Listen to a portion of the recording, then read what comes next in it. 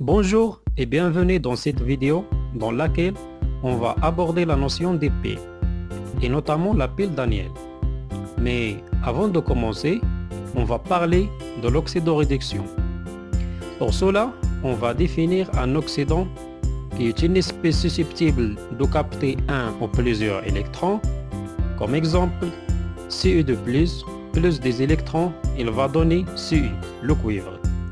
Pour le réducteur, c'est une espèce susceptible de perdre un ou plusieurs électrons.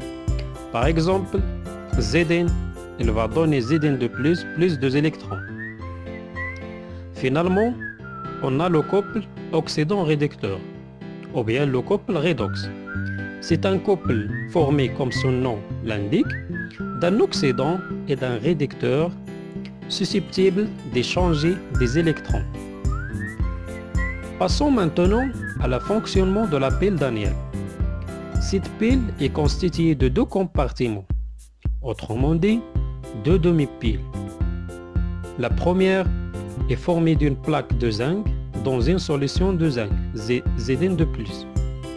Et la deuxième est formée d'une plaque de cuivre dans une solution de cuivre, Cu2+. Les deux solutions sont aussi composées d'ions SO4 afin que la solution reste neutre.